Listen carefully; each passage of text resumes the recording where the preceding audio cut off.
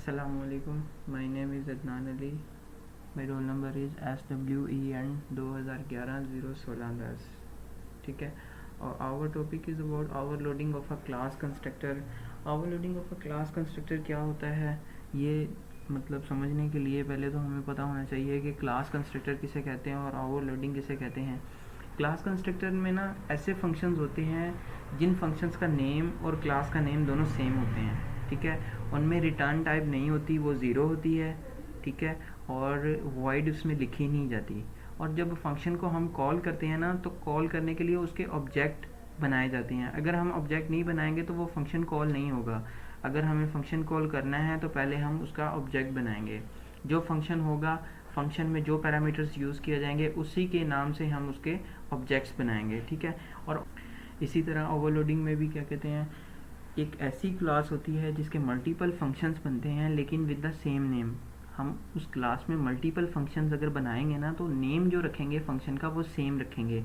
फिर अगर हम क्लास के फंक्शन के नेम सेम रखेंगे तो उसको हम डिफ्रेंशिएट किस तरह कर पाएंगे. तो उसके लिए हम डिफ्रेंशिएट करने के लिए हम देखेंगे कि नंबर ऑफ़ पैरामीटर्स क्या यूज़ हुए हैं, डाटा टाइप क्या है. ठीक है. और जो फंक्शन होते हैं तो उनके ऑब्जेक्ट्स भी तो बनाने होते हैं, नहीं तो वो डिस्प्ले नहीं होंगे. ठीक है. तो उसके जो पैरामीटर्स यूज़ होंगे उसी नेम से हम उसके ऑब्जेक्ट्स बनाएंगे. ठीक है.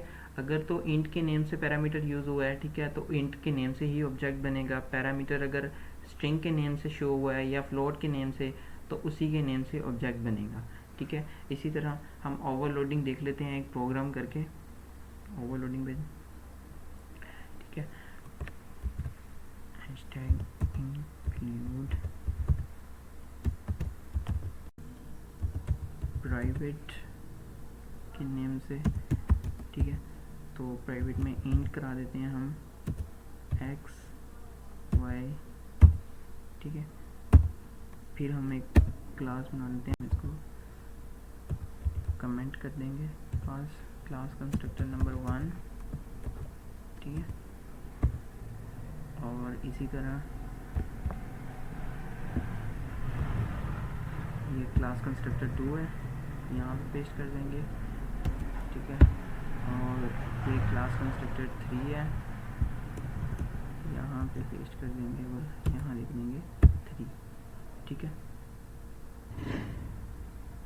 और फिर हम इसके ऑब्जेक्ट्स बनाते हैं. ऑब्जेक्ट्स में सबसे पहले हम ABCCC1, ठीक है, जो हमने ऊपर किया, और इसको डिस्प्ले करवा के चेक करते हैं. CC1 डॉट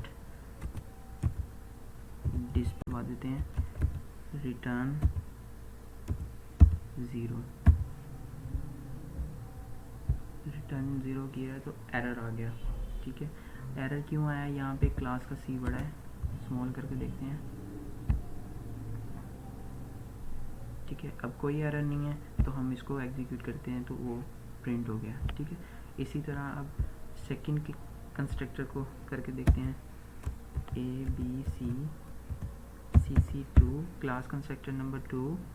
ठीक है. उसमें हमने पैरामीटर एक यूज़ किया था, तो हम एक वैल्यू इंटर करवा के उसको डिस्प्ले करवा के देखते हैं. CC2 dot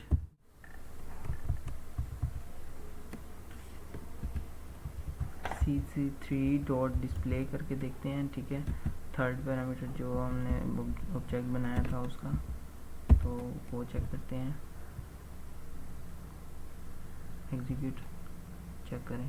thank you so much for watching this video. आपको समझ तो आ गई होगी कि क्लास कंस्ट्रक्टर क्या होता है, ओवरलोडिंग क्या होता है, और overloading of a class constructor क्या होता है. Thank you so much.